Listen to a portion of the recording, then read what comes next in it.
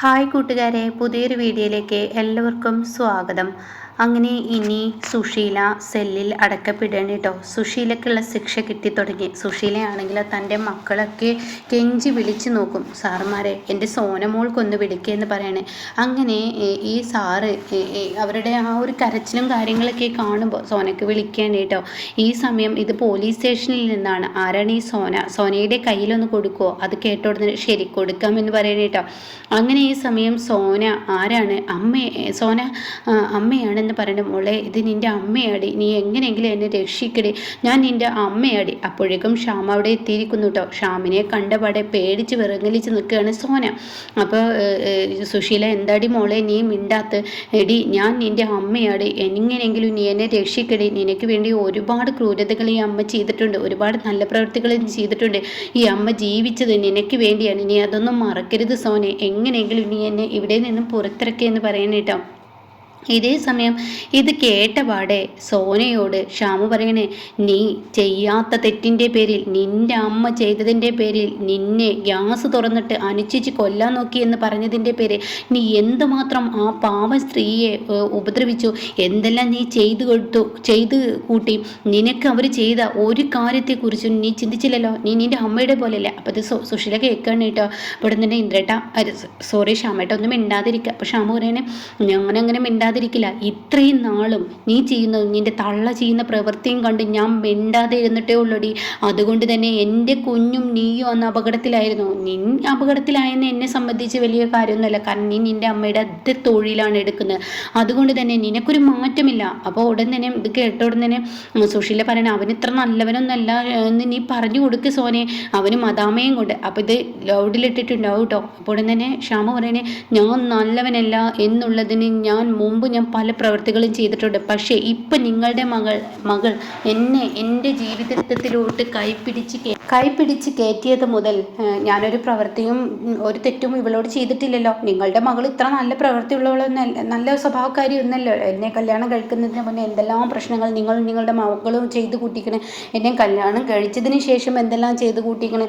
അതിനൊക്കെ ഒരു തിരിച്ചടി അങ്ങോട്ടും ഇങ്ങോട്ടും ഒരുപോലെ. പക്ഷേ അതിനുശേഷം നിങ്ങളുടെ മകളോട് ഞാനൊരു തെറ്റും ചെയ്തിട്ടില്ലല്ലോ എന്ന് പറഞ്ഞിട്ട് സോനയുടെ കാരണം നോക്കി ഒന്നങ്ങ് കൊടുക്കണം കേട്ടോ.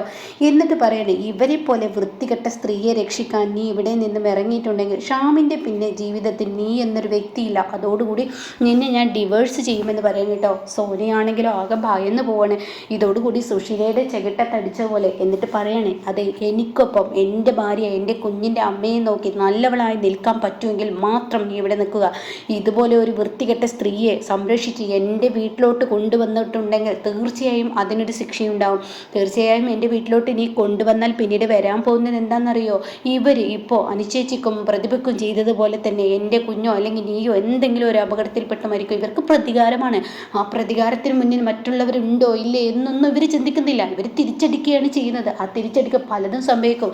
അങ്ങനെ എനിക്ക് നിന്നെയും മകളെയും മരണത്തിലോട്ട് വിട്ടുകൊടുക്കാൻ പറ്റത്തില്ല. ഇപ്പോൾ സത്യന് എന്താ ഉണ്ടായത്? അതുകൊണ്ട് നീ ഇനി മേലാൽ ഇവരുടെ ഫോണ് പോലീസ് സ്റ്റേഷനിൽ നിന്ന് വന്നു കഴിഞ്ഞാൽ ഇവരെ എടുത്തു കഴിഞ്ഞാൽ നിനക്ക് തരാൻ പോകുന്നത് ഇത് മാത്രമല്ല, അവിടെ ആരാണ് സഹായിച്ചത് ആ സഹായിച്ചവർക്കെതിരെ ഞാൻ കേസ് കൊടുക്കും. സാധാരണ സെല്ലിൽ കിടക്കുമ്പോൾ ഒരു പോലീസ് വിളിക്കാനൊക്കെ സമ്മതിക്കുമോ എന്നൊക്കെ ചോദിക്കാൻ കേട്ടോ. ഇതൊക്കെ കേൾക്കുന്നത് സുശീല പൊട്ടി കരയണം. സുശീലക്ക് സങ്കടമാവാണ്. തൻ്റെ മകൻ ഇന്ദ്രൻ, സത്യൻ, ഇവരെ ഒന്നും ഇപ്പോൾ തനിക്ക് ഓർക്കാൻ പോലും പറ്റത്തില്ല. അവരുടെ മുന്നിലോട്ട് പോകാൻ പോലും പറ്റത്തില്ല. കാരണം പ്രതിഭയൊക്കെ ഇനി പുലിയായി മാറുകയാണ് കേട്ടോ. പുലിയല്ല, പുലിയായി മാറും. കാരണം പ്രതിഭയ്ക്ക് പ്രതികാരമായിരിക്കണം. പ്രതിഭയ്ക്ക് സുശീലേക്കാൾ വലിയ, കാരണം സുശീലയുടെ ചോര തന്നെയാണല്ലോ പ്രതിഭ. അതുകൊണ്ട് രക്തത്തിൻ്റെ ആ ഒരു തിരിച്ചറിവ് ഉണ്ടാവുകയാണ്. സുശീല എങ്ങനെ തിളക്കുന്നോ അതുപോലെ തന്നെ പ്രതിഭയും തിളക്കൂട്ടോ. പ്രതിഭ നല്ല തിരിച്ചടി കൊടുക്കും. ഇവരെ പോലെ ഒരു സ്ത്രീയെ, ഒരു അമ്മയാണ്, ഒരു മകനെ പ്രസവിച്ച ഈ നിൽക്കുന്ന നിങ്ങളുടെ അമ്മ തന്നെ ആയിരിക്കും. പക്ഷേ ഇവരെ പോലെ ഒരു വൃത്തികെട്ട സ്ത്രീയെ ഇനി സംരക്ഷിച്ച സത്യട്ടോ, ഞാൻ ഇനി ഇവർക്കെതിരെ കേസ് കൊടുക്കുമെന്നൊക്കെ പ്രതിഭ പറയുന്നുണ്ട് കേട്ടോ. അപ്പോൾ അതുകൊണ്ട് തന്നെ സത്യനെ ഇനി കിട്ടത്തില്ല, ഇന്ദ്രനെ കിട്ടത്തില്ല, താൻ ഒറ്റപ്പെട്ടു എന്ന് മനസ്സിലാക്കണം കേട്ടോ. ഇതേ സമയം സാറേ എനിക്കൊരു ഉപകാരം ഇല്ല, നിങ്ങൾക്ക് ചെയ്തു തന്നതിന് ഇപ്പം നിങ്ങളുടെ ഫോണിൽ ഇപ്പം ഞാൻ കേട്ടതാണ് സാറേ. ഇത് ലാസ്റ്റാണ് സാറേ. എനിക്ക് എൻ്റെ ജീവൻ പുറത്തു പോകണം. ഞാൻ ഒരിക്കലും ആരെയും കൊല്ലാൻ വേണ്ടി ചെയ്തതൊന്നല്ല. എനിക്ക് സ്ഥാനാർത്ഥിത്വം കിട്ടാൻ വേണ്ടി ഏതൊരു പെണ്ണിൻ്റെ മോഹം ഉണ്ടായില്ലേ, എന്നെ എല്ലാവരും കൂടി അപമാനിച്ചാൽ സാറേ. ഇതൊക്കെ സത്യമുണ്ട് സാറേ.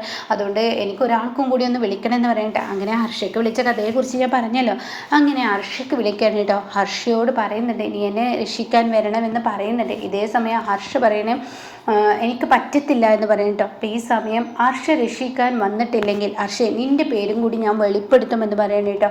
അങ്ങനെ ഈ സമയം ഈ വിളിയും കൂടി അങ്ങ് കഴിയുമ്പോൾ കുഞ്ഞമ്മ നേരത്തെ പറഞ്ഞ വർത്താനം അതുപോലെ തന്നെ ഈ പറയുന്ന തൻ്റെ ഭർത്താവ് അതായത് രവിയും ഇത് തന്നെയാണല്ലോ പറഞ്ഞത്. ഹർഷക്ക് നേരെ പോലും അവർ കേസ് കൊടുക്കാൻ മടിക്കത്തില്ല എന്ന് പറഞ്ഞ ആ ഒരു കാര്യം ഉണ്ടല്ലോ, അതിനെക്കുറിച്ച് ഇങ്ങനെ ചിന്തിക്കണം. അങ്ങനെ ഹർഷ ആരും അറിയാതെ പെട്ടെന്ന് അവിടെ നിന്ന് മുങ്ങുകയാണ്. ഹർഷ അമ്പലത്തിലോട്ടെന്ന് പറഞ്ഞിട്ടാണ് കേട്ടോ വണ്ടിയൊക്കെ വിളിച്ച് ഹർഷ പോവുകയാണ് പോലീസ് സ്റ്റേഷനിലോട്ട്. അങ്ങനെ ഹർഷയാണെങ്കിലോ പിന്നീട് ഹർഷ സുഷിലയെ കാണണമെന്ന് ആവശ്യപ്പെടുകയാണ്. അപ്പം നിങ്ങൾ വേണ്ടപ്പെട്ട വ്യക്തിയാണെന്നൊക്കെ പറയണോ. ഓ ആയിക്കോട്ടെ, കണ്ടോ 5 മിനിറ്റ്, അതിൽ കൂടുതൽ സംസാരിക്കാൻ പറ്റത്തില്ല എന്ന് പറയട്ടോ. അപ്പോൾ ഹർഷേ നീ എന്നെ രക്ഷിക്കൂടെ എൻ്റെ ആൻറ്റി, നിങ്ങളിപ്പോൾ ഒരു ജീവനൊക്കെ കളയുന്നു ഞാൻ കരുതിയോ? നിങ്ങളോട് ഞാൻ എന്താ പറഞ്ഞു തന്നെ, ആ വീട്ടിലെല്ലാവരും കഞ്ഞി കുടിച്ചിട്ട് വേണം നിങ്ങൾ ആ കീടനാശിനി കുടിക്കാൻ. ആ വീട്ടിൽ ആർക്കും തന്നെ ഒരു അപായപ്പെടുത്തൽ ഉണ്ടാവരുത് ഞാൻ നിങ്ങളോട് പറഞ്ഞതല്ലേ. എന്നിട്ടിപ്പോൾ നിങ്ങൾ ചെയ്ത പ്രവൃത്തി എന്താ? അപ്പോൾ അത് കേൾക്കുന്നതിനോട് കൂടിയിട്ട് അതിന് എനിക്ക് പറയോ അവൾ കുടിച്ചില്ല, സത്യന് കയറി വരുന്നപ്പോൾ എനിക്കറിയാം അതൊക്കെ നോക്കണമായിരുന്നു ആൻറ്റി, അല്ലെങ്കിൽ ഇങ്ങനെയൊന്നും ചെയ്യാൻ പാടില്ലായിരുന്നു. ഇപ്പം എന്താ ഉണ്ടായത്? ഇതിൽ എന്തായാലും ആൻറ്റി എനിക്ക് എൻ്റെ ഹർഷേനി എന്നെ എങ്ങനെയെങ്കിലും പുറത്തിറക്കടി, എന്നെ പുറത്തിറക്കിയില്ലെങ്കിൽ തീർച്ചയായും ഞാൻ ഇതിനെ തിരിച്ചടിക്കും. അപ്പോൾ ഉടൻ തന്നെ ഹർഷ ചോദിക്കുക എങ്ങനെ നിങ്ങൾ എന്നെ തിരിച്ചടിക്കുക? അതെ ഞാൻ എൻ്റെ പേര് വെളിപ്പെടുത്തും. ഇവിടെ എല്ലാവരും ചോദിക്കുന്നുണ്ട്, ഇത്രയും വലിയ പ്ലാനിങ്ങോട് കൂടിയും പദ്ധതിയോട് കൂടിയും എനിക്ക് ഈ പ്രായമായ എനിക്കിതൊന്നും ചെയ്യാൻ കഴിയില്ലെന്ന് എന്നോട് പോലീസ് പറയുന്നുണ്ട്. അപ്പോൾ അതുകൊണ്ട് നിൻ്റെ പേര് ഞാനങ്ങ് വെളിപ്പെടുത്തുമെന്ന് പറയട്ടോ. അത് കേൾക്കുന്ന ഹർഷക്ക് ആകെ പേടിയാവണം കേട്ടോ.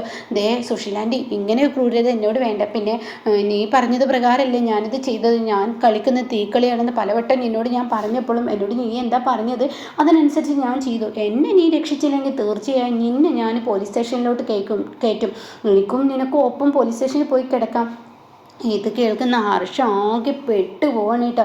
ഈശ്വര ഇവരെ സംരക്ഷിക്കാൻ പോയത് എനിക്കിത് തന്നെ കിട്ടണം എന്നുള്ളത് ലെവലിലാണ് കേട്ടോ. എന്താ ഈ സുശീല നിന്നെ എന്തെങ്കിലും പറഞ്ഞോ?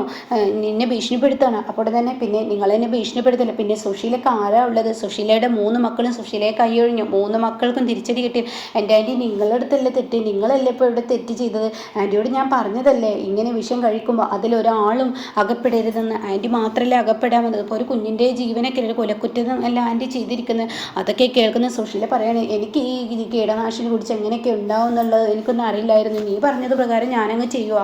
ആ പ്ലാനിങ്ങിൽ ഈ പറയുന്ന പ്രതിഭ വന്ന് വീഴുന്നപ്പോൾ എനിക്കറിയില്ലല്ലോ. അതുകൊണ്ട് നീ എന്നെ രക്ഷിച്ചില്ലെങ്കിൽ നിൻ്റെ പേര് ഞാനിവിടെ പറയുമെന്ന് പറയട്ടോ. ഇത് കേൾക്കുന്ന ഹർഷ ആകെ പിടിവിട്ട് പോവാണ്. ഈശ്വര തൻ്റെ വീട്ടിൽ നിന്ന് പഴയതുപോലെ പണം എടുക്കാനും അതുപോലെ തന്നെ വക്കീലിനെ കാണാനും തനിക്കിപ്പോൾ ഓരോ കാര്യങ്ങൾ ചെയ്യാനും ഒന്നും പറ്റില്ല. അപ്പോൾ ഹർഷ പറയണം എൻ്റെ സുശീലാൻറ്റി നിങ്ങൾ എൻ്റെ മാനസികാവസ്ഥിതി മനസ്സിലാക്കണം. ഞാൻ പഴയതുപോലെയല്ല, അത്രയും എനർജി ഒന്നും എനിക്കിപ്പോൾ പഴയതുപോലെ ചെയ്യാൻ കഴിയില്ല. ഞാനിപ്പോൾ തന്നെ വന്നിരിക്കുന്ന അമ്പലത്തിലോട്ടെന്ന് പറഞ്ഞിട്ട് മുടങ്ങുകയാണ്. ആ വീട്ടിലെ എല്ലാവർക്കും ഭയമുണ്ടാവും. അതുകൊണ്ട് തന്നെ എൻ്റെ സുശീലാൻറ്റി നിങ്ങൾ എന്നെ ഇതിൽ നിന്ന് ഒഴിവാക്കി. ഇല്ല ഹർഷേ, നീ എന്നെ രക്ഷിച്ചില്ലെങ്കിൽ തീർച്ചയായും നിങ്ങൾക്ക് ഞാൻ തിരിച്ചടി നൽകും എന്നുള്ളത് ഉറപ്പുള്ള കാര്യമാണ്.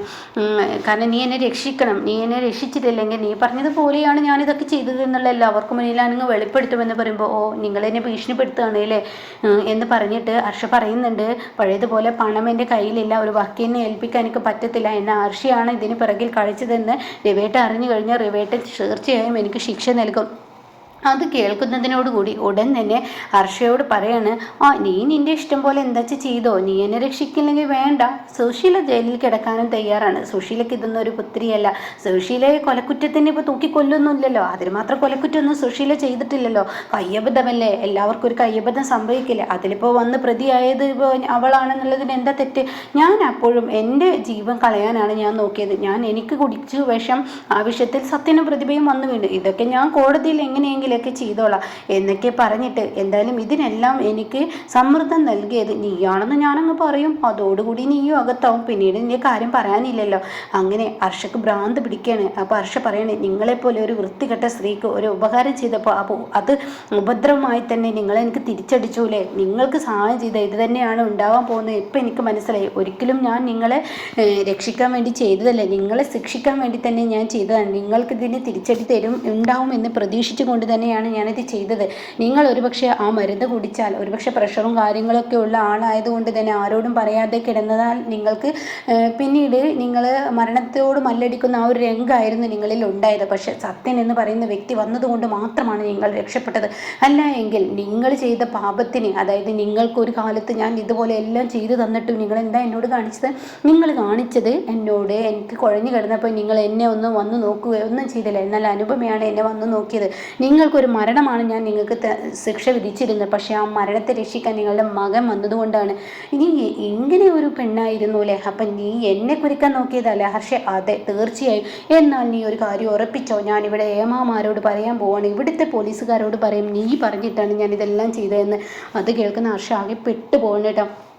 അങ്ങനെ ഹർഷ പറയണേ, ഞാനൊരു കാര്യം പറഞ്ഞേക്കാം, നിങ്ങളെ ഞാൻ എങ്ങനെയെങ്കിലും പോലീസ് സ്റ്റേഷനിൽ നിന്ന് ഇറക്കാനുള്ള എന്തെങ്കിലും ഏർപ്പാടുകൾ ഞാൻ നോക്കും, പക്ഷേ നിങ്ങളും ഞാനുമായി ഇനി ഒരു ബന്ധമുണ്ടാവില്ല എന്ന് പറയട്ടോ. അപ്പോൾ തന്നെ സുശീല ചിന്തിക്കണം, ഇപ്പം നീ ഇങ്ങനെയൊക്കെ അങ്ങ് പോയിക്കോ, പിന്നീട് ബന്ധം ഉണ്ടാവണം എന്നൊക്കെ ഞാൻ തീരുമാനിച്ചത്. അതിനുള്ള വഴിയൊക്കെ ഈ സുശീലൊക്കെ അറിയാം. നിന്നെ എൻ്റെ വിളിപ്പുറത്ത് നിർത്തുന്ന ആ ഒരു രീതിയിലുള്ള ആ ഒരു ഇതൊക്കെ വിടാൻ എനിക്കറിയാം എന്നൊക്കെ സുശീല പറയട്ടോ. അങ്ങനെ ഇനി ഹർഷയും ജയിലിലോട്ട് കയറിപ്പോവാവുന്ന അങ്ങനെയുള്ള ഒരു രംഗമാണ് ഇനി സുശീല ക്രിയേറ്റ് ചെയ്യാൻ പോകുന്നത് കേട്ടോ.